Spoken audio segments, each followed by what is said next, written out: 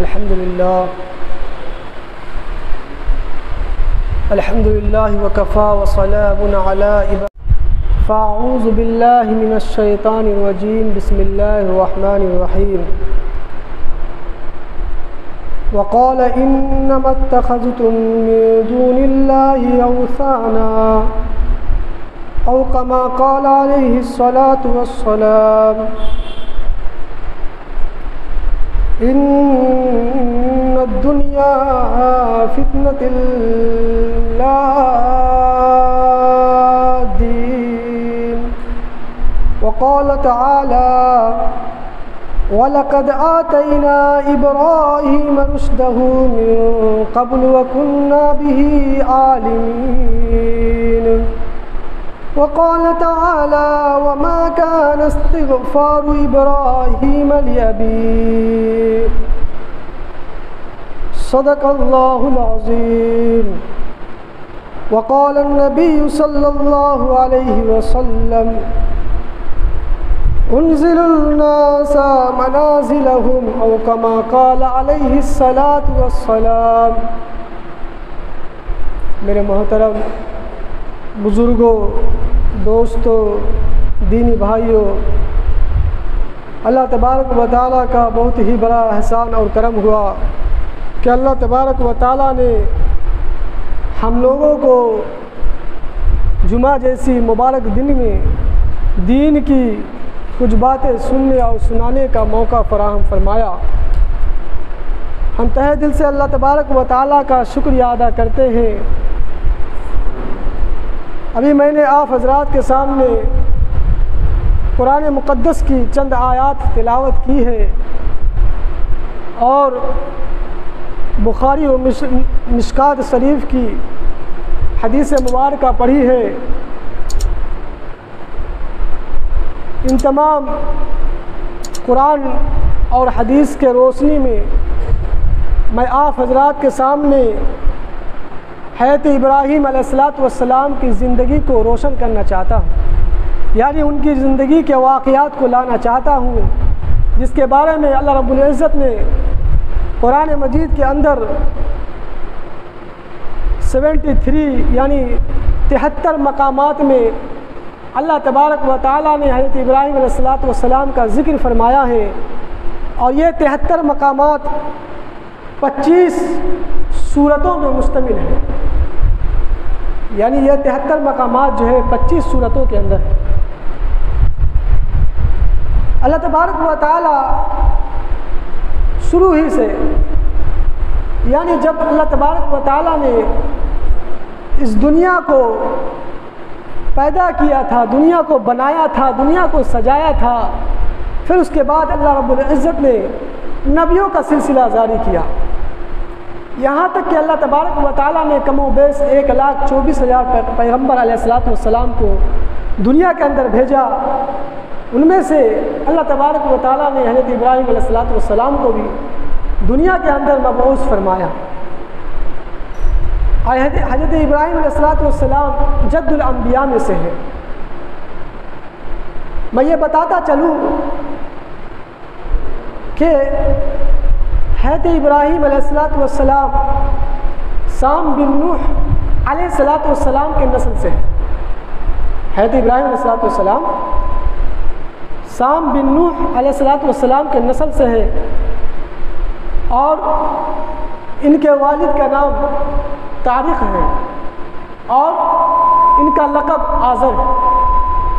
یعنی حضرت ابراہیم علیہ السلام کے باپ کا نام، والد کا نام تاریخ ہے، اور ان کا لقب آزر ہے۔ میں یہ تمام باتیں اس لیے بتا رہا ہوں، کبھی ابھی گفتگو میں ان تمام حضرات کا ذکر آئے گا، اور حضرت لوط علیہ السلام کا بھی ذکر آئے گا، جو حضرت ابراہیم علیہ السلام کے بھتیجے بھی ہیں اور ان کے پیروکار بھی ہیں۔ اسی طریقے سے حضرت اسماعیل علیہ السلام کا بھی ذکر آئے گا، اور حضرت اسحاق علیہ السلام کا بھی ذکر آئے گا۔ جب حضرت اسماعیل علیہ السلام کی پیدائش ہوئی تو حضرت ابراہیم علیہ السلام کی عمر 87 سال تھی، یعنی 87، اور جب اسحاق علیہ السلام کی پیدائش ہوئی تو حضرت ابراہیم علیہ السلام کی عمر 100 سال تھی۔ اب میں حضرت ابراہیم علیہ السلام کے ان تمام واقعات کو بتاتا چلوں جن کو اللہ تبارک و تعالیٰ نے قرآن مجید کے اندر بالکل کھول کھول کے بیان کیا ہے۔ حضرت ابراہیم علیہ السلام جب دنیا میں تشریف لائے تو دیکھا دنیا بت غدوں سے بھری ہوئی ہے، دنیا بت پرستوں سے بھری ہوئی ہے، یعنی لوگ پتھروں کو پوج رہے ہیں، حقیقی خدا کو بھلا بیٹھے ہیں۔ تو حضرت ابراہیم علیہ السلام نے سب سے پہلے اپنے والد یعنی اپنے باپ آزر کو دعوت دیا کہ ابو جان، یہ جو آپ لوگ مورتیوں کو پوجتے ہیں، مورتیوں کی پوجا کرتے ہیں اور اس کے ساتھ اللہ تبارک و تعالیٰ کو شریک کرتے ہیں، اللہ تبارک و تعالیٰ کو شریک ٹھہراتے ہیں، ان کی کیا حقیقت ہے؟ یہ آپ کو کیا نفع؟ قرآن مجید کے اندر اللہ تبارک و تعالیٰ نے صریح الفاظ میں بالکل بیان کیا ہے کہ حضرت ابراہیم علیہ السلام نے اپنے قوم سے کہا، کیا یہ مورتیاں، کیا یہ بت تم کو نفع بھی پہنچاتے ہیں؟ کیا تمہاری یہ مدد کرتے ہیں؟ کیا تمہاری یہ جو ہے تمام مصیبتوں کو، تمام پریشانیوں کو دور کرتے ہیں؟ تو ان کے قوم کے لوگوں نے کہا کہ ہم ان کو اس لیے پوجتے ہیں کہ میرے باپ دادا نے ان کو پوجا ہے، میرے باپ دادا نے ان کی عبادت کی ہے، اسی لیے ہم بھی ان کی عبادت کرتے ہیں۔ پھر اللہ تبارک و تعالیٰ کے پاس حضرت ابراہیم علیہ السلام نے اپنے باپ کی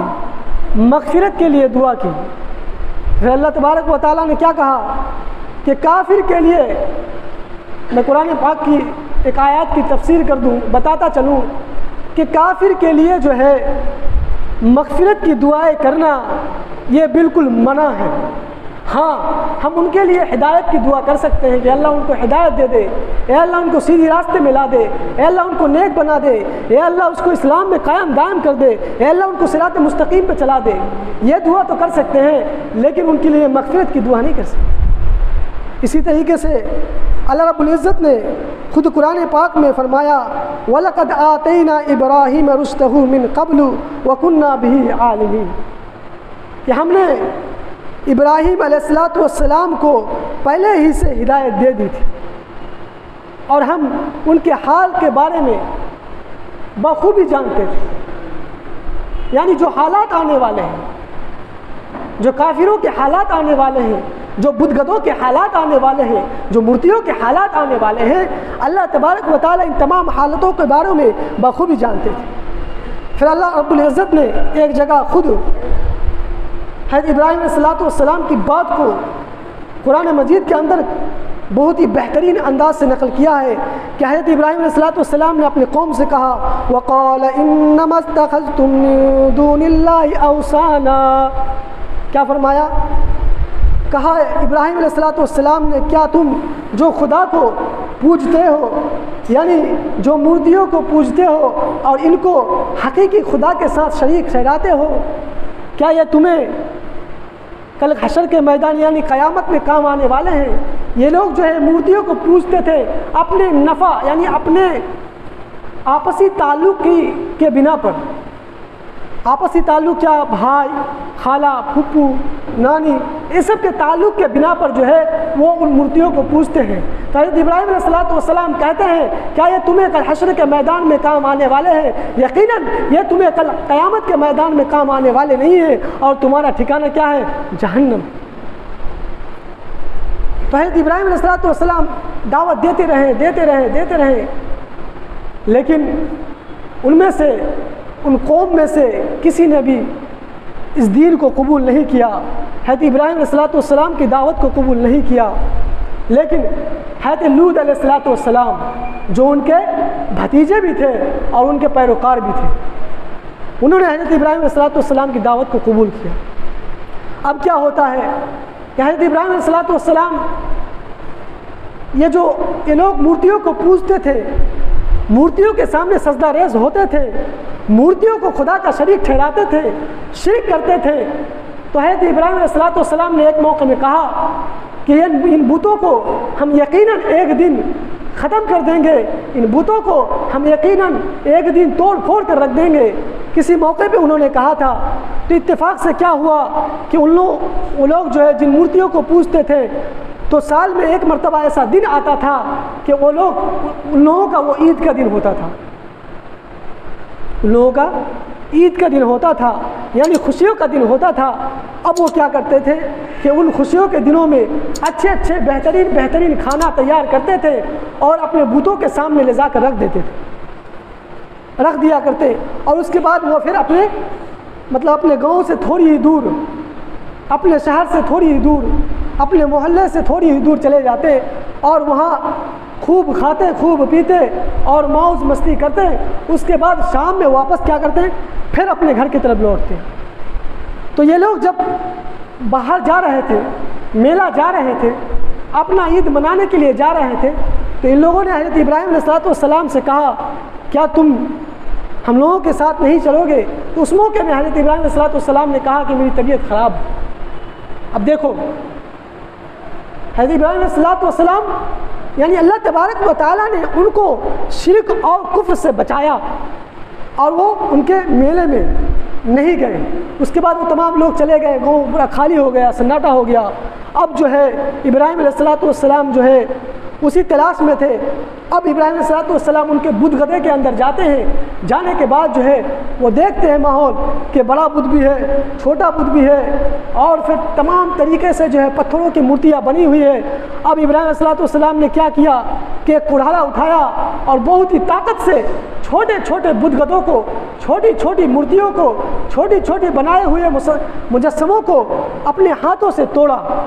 توڑنے کے بعد جو ہے اس کڑھالے کو جو بڑا بدھ تھا اس کے گلے میں لٹکا دیا۔ لٹکانے کے بعد وہ اپنے گھر واپس آ گئے۔ اب جب یہ لوگ جو شرک کرتے تھے، جو کفر کرتے تھے، وہ لوگ جب واپس لوٹتے ہیں تو جب اپنے بتوں کے، اپنے جو ہے جس کو خدا سمجھتے تھے، جب وہ دیکھتے ہیں کہ یہ تو ہمارے خدا جو ہے بالکل ٹوٹ پھوٹ گئے ہیں، یہ کام وہ لوگ آپس میں پھر مشورہ کرنے لگے کہ یہ کام کس کا ہو سکتا ہے۔ تو کچھ لوگوں نے کہا کہ یہ کام وہ بدبخت نعوذ باللہ من ذالک انسان کا ہو سکتا ہے، آزر کے بیٹے کا ہو سکتا ہے۔ اب یہ لوگ کیا کریں کہ حضرت ابراہیم علیہ السلام کو پکڑ کر لے کے آئے۔ جب پکڑ کر لایا گیا تو حضرت ابراہیم علیہ السلام سے سوال و جواب شروع ہو گیا۔ اب یہ لوگ سوال کرنے لگے کہ بتاؤ، یہ کام یقیناً تم نے ہی کیا ہے کیونکہ تم میلے میں نہیں گئے تھے۔ تو حضرت ابراہیم علیہ السلام نے کہا کہ تم جس کو اپنا خدا سمجھتے ہو، تم جس کو اپنا معبود سمجھتے ہو، تم جس کو پوجتے ہو، جس کی پرستش کرتے ہو، تم مجھ سے کیوں نہیں پوچھتے؟ مجھ سے پوچھو، وہ بتائیں گے۔ اب یہ لوگ ان کے جوابات میں بالکل خاموش ہو گئے اور ہکا بکا ہو گئے، اور اس کے بعد پھر ان کو سوال کرنے لگے، حضرت ابراہیم علیہ السلام کو سوال کرنے لگے کہ کم بخت، ہمارے خداؤں کے بارے میں تم ایسا کیسے کہہ سکتے ہو؟ اس کے بعد حضرت ابراہیم علیہ السلام نے کیا بہترین جواب دیا کہ اگر تم اس کو معبود مانتے ہو تب تو ان کو ہر بات کی خبر ہوگی، ہر چیز کی خبر ہوگی، یہ تو ہر چیز کو جانتے ہوں گے، پھر پوچھو ان کو، یہ بتائیں گے۔ تو یہ لوگ بالکل ان لوگوں کے جو ہے زبان میں جو ہے بالکل تالا لگ گیا اور منہ بند ہو گئی، بدن لرزا گیا، بدن ٹھنڈا گیا، کیونکہ یہ دلیل ایسی دلیل تھی، اتنی پختہ دلیل تھی جس کے سامنے کافر و مشرک بالکل جو ہے جھک گئے۔ اس کے بعد کیا ہوتا ہے کہ پھر حضرت ابراہیم علیہ السلام جو اس ملک کا بادشاہ تھا نمرود، وہ حکم دیتا ہے اور پھر آگ جلائی جاتی ہے۔ اب دیکھو، اللہ کے پیارے نبی ہیں، اللہ کے پیارے پیغمبر ہیں، اب ان کے ساتھ امتحان کا موقع آنے والا ہے۔ کیسا موقع کہ آگ جلایا جاتا ہے۔ اب آگ جلانے کے بعد میں جو واقعات کو جو ہے شارٹ میں بول رہا ہوں، اس لیے بول رہا ہوں کہ وقت کی قلت ہے، وقت بہت کم ہے، اس لیے شارٹ میں بول رہا ہوں۔ اگر تفصیل سے بولنا چاہوں تو پھر بہت زیادہ وقت لگے گا، بات کو سمجھنے کی کوشش کریں۔ اب کیا ہوتا ہے کہ بہت ساری لکڑیاں جمع کی جاتی ہے، اکٹھا کیا جاتا ہے اور پھر آگ جلایا جاتا ہے، اور پھر آگ جلانے کے بعد جو ہے تمام تیاری جب مکمل ہو جاتی ہے تو پھر ایک جھولا بنایا جاتا ہے جس کو ہم لوگ ہنجولا بھی کہتے ہیں، جس سے انسان جو ہے کبھی کبھی بچے لوگ جو ہے رسی ٹانگ کر جو ہے جھولا کرتے ہیں، اسی طریقے نہیں، مطلب بہترین طریقے سے، جس سے جو ہے اس کو دور سے کھینچ کر اور ان کو آگ میں مکمل طور سے پھینک دیا جائے۔ پھر اللہ تبارک و تعالیٰ نے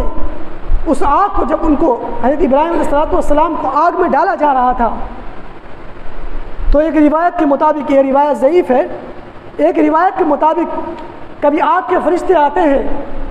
کہ اللہ کے نبی، اے اللہ کے خلیل، اے اللہ کے محبوب، آپ حکم دیجئے ہم ٹھنڈے ہو جائیں گے۔ پھر کبھی بارش کے فرشتے آتے ہیں کہ اللہ کے نبی، اے اللہ کے محبوب، آپ حکم دیجئے ہم جو ہے بارش برسا دیتے ہیں۔ تو انہوں نے کہا کیا یہ حکم جو ہے اللہ تبارک و تعالیٰ کا ہے؟ کیا تم اللہ تبارک و تعالیٰ کے حکموں کے تابع ہو؟ تو ان لوگوں نے کہا کہ نہیں، ہم تو اپنے مرضی سے آئے ہیں۔ تو حضرت ابراہیم علیہ السلام نے کہا حسبنا اللہ و نعم الوکیل، کہ ہمارے مدد کرنے والا، ہمارا کافی جو ہے، ہمارا جو ہے کارساز جو ہے وہ اللہ رب العزت ہے، ہمیں تم سے مدد کی ضرورت نہیں ہے، ہمیں تم سے مدد نہیں چاہیے، کیونکہ جس اللہ نے، جس معبود نے، جس خدا نے، جو میرے مالک نے مجھے آگ میں ڈالا ہے، وہی مجھے آگ سے بچائے۔ اللہ تبارک و تعالیٰ نے قرآن پاک کے اندر سورہ توبہ کے اندر اللہ تبارک و تعالیٰ نے آیت نمبر 14 کے اندر بہت ہی بہترین طریقے سے حضرت ابراہیم علیہ السلام کا یہ منظر اور آگ کو ٹھنڈا ہونے کا منظر پیش کیا ہے۔ فرمایا اللہ رب العزت نے قُلْنَا يَا نَارُ كُونِي بَرْدًا وَسَلَامًا ابراہیم، کہ یہ آگ تم ابراہیم پر اس طریقے سے ٹھنڈے ہو جاؤ کہ نہ اس کو سردی لگے اور نہ وہ اس کو جلنے کا اندیشہ ہو، مطلب زیادہ ٹھنڈی بھی نہ ہو جاؤ جس سے وہ ان کی طبیعت خراب ہو جائے۔ اور پھر آگ اللہ کے حکم سے بالکل ٹھنڈا ہو گیا، اور ٹھنڈا ہونے کے بعد کیا ہوتا ہے کہ ان کی جو بندھی ہوئی رسیاں تھیں وہ بالکل کھل گئی۔ اب ابراہیم علیہ السلام جب آگ جو ہے بالکل مجھ جاتا ہے تو لوگ دیکھتے ہیں کہ یہ اللہ کے، وہ لوگ تو نبی نہیں مانتے تھے، لیکن وہ لوگ دیکھتے ہیں کہ ابراہیم علیہ السلام آگ کے درمیان بالکل اطمینان سے بیٹھے ہیں، بالکل اطمینان سے بیٹھے ہیں۔ تو یہ محبت، اللہ کی محبت جو تھی، اللہ امتحان لے رہے ہیں لیکن اللہ کی محبت میں اور اللہ کے امتحان میں بالکل کھرے اترے ہیں، بالکل ٹس سے مس نہیں ہوئے ہیں، یہی محبت ایمانی ہے۔ میں نے جو اگلے جمعہ کہا تھا کہ محبت ایمانی کیا ہے، محبت ایمانی وہ محبت ہے جو اللہ کی محبت میں انسان کو بالکل پاگل کر دے، انسان کو بالکل دیوانہ کر دے، انسان صرف اپنے رب کے خیال کرے، انسان صرف اپنے اللہ کا خیال کرے، انسان صرف اپنے معبود کو دیکھے، انسان صرف حقیقی خالق کو دیکھے اور اس کی نگاہ اللہ تبارک و تعالیٰ کی طرف۔ اب کیا ہوتا ہے کہ وہ آگ ٹھنڈی ہو گئی اور ابراہیم علیہ السلام صحیح سالم باہر آ گئے۔ اب جب باہر آ گئے تو نمرود کو جیسے ہی معلوم ہوا کہ ابراہیم علیہ السلام جو ہے آگ سے باحفاظت باہر آ گئے، تو پھر وہ نمرود خبیث مردود نے حضرت ابراہیم علیہ السلام کو اپنے پاس بلایا اور بلا کر اس کے ساتھ جو ہے بحث و مباحثہ کرنے لگے، سوال و جواب کرنے لگے، اور وہ کہنے لگے کہ ابراہیم تم کس معبود کو مانتے ہو، تم کس خدا کو مانتے ہو؟ تو انہوں نے کہا میں وہ خدا کو مانتا ہوں جو زندہ کرنے والا ہے اور جو موت دینے والا ہے۔ اب نمرود کیا کہتا ہے؟ نمرود کہتا ہے کہ میں بھی تو خدا ہوں، نعوذ باللہ من ذالک، میں بھی زندہ کر سکتا ہوں، میں بھی مار سکتا ہوں۔ اب نمرود دیکھو کیا کرتا ہے کہ جو ان کے قیدی تھے، 2 قیدی کو بلایا جاتا ہے، بلانے کے بعد جو ہے نمرود ایک کو بالکل مار دیتا ہے اور ایک کو آزاد کر دیتا ہے، اور کہنے لگتا ہے کہ دیکھو یہ کام تو میں بھی کر سکتا ہوں، جو تم جس خدا کی بات کر رہے ہو جو مارتا ہے جلاتا ہے، یہ کام تو میں بھی کر سکتا ہوں۔ تو حضرت ابراہیم علیہ السلام نے سوچا کہ ہم اگر اس کے ساتھ اس موت کی فلسفے میں، اس موت کے جو ہے نرم مسئلے میں اور بالکل باریک مسئلے میں اگر بحث کریں گے تب تو پھر ہم اپنے مقصد میں کامیاب نہیں ہو سکتے۔ تو حضرت ابراہیم علیہ السلام نے پھر کہا کہ میں اس خدا کو مانتا ہوں جو سورج کو پورب سے نکالتا ہے اور پھر جو ہے مغرب میں ڈباتا ہے، میں اس خدا کو مانتا ہوں۔ اگر تم یقیناً خدا ہو تو سورج کو جو ہے مغرب سے نکالو، پچھم میں ڈبا۔ اب وہ بالکل ہکا بکا رہ جاتا ہے اور اس کے زبان میں تالا لگ جاتا ہے، کیونکہ یہ دلیل ایسی دلیل ہے کہ جس کے سامنے کافر و مشرک بالکل گھٹنا ٹیک دیتے ہیں۔ بڑے سے بڑے بادشاہ، بڑے سے بڑے نمرود، بڑے سے بڑے فرعون، بڑے سے بڑے جو ہے حامان اور بڑے سے بڑے دجال جو ہے اپنے گھٹنے کو ان دلائل کے سامنے ٹیک دیتے ہیں۔ اب کیا ہوتا ہے کہ نمرود کہنے لگتا ہے کہ ابراہیم اب تم یہاں سے نکل جاؤ، تمہارا انجام، اب اگر تم یہاں سے نہیں گئے تو تمہارا انجام بہت ہی برا ہوگا۔ جب حضرت ابراہیم، بس بات ختم کرنے والا ہوں، جب حضرت ابراہیم علیہ السلام نے دیکھا کہ عراق، جہاں یہ تھے عراق بابل شہر کے لوگ جو ہے بالکل ایمان نہیں لا رہے ہیں، صرف حضرت لوط علیہ السلام جو ان کے بھتیجے تھے اور ان کے پیروکار بھی، وہی بس ایک ایمان لائے ہیں، ایک آدمی۔ تو حضرت ابراہیم علیہ السلام نے جب دیکھا کہ یہ تمام حالات آ رہے ہیں تو حضرت ابراہیم علیہ السلام نے وہاں سے پھر کیا کیا کہ شام کی طرف ہجرت کر لی۔ اب جب شام کی طرف ہجرت کی تو پھر یہاں سے پھر لمبا واقعات ہے۔ اس کے بعد پھر جو ہے شادی کا موقع ہے، اور پھر شادی کے بعد جو ہے پھر حضرت اسماعیل علیہ السلام کی ولادت کا موقع ہے۔ پھر حضرت اسماعیل علیہ السلام کی ولادت کے بعد جو ہے پھر قربانی کا موقع ہے۔ اللہ کے راستے میں حضرت ابراہیم علیہ السلام کو قربان کرنے کا جو ہے واقعہ ہے۔ اللہ تبارک و تعالیٰ نے ان تمام واقعات کو بالکل قرآن مجید کے اندر تفصیل سے بیان کیا ہے۔ انشاءاللہ اگلے جمعہ پھر انشاءاللہ یہی سے بات شروع ہوگی، اور ہم لوگ انشاءاللہ ان تمام باتوں میں جو ہے عمل کرنے کی کوشش کریں گے انشاءاللہ۔ وما علینا الا البلاغ۔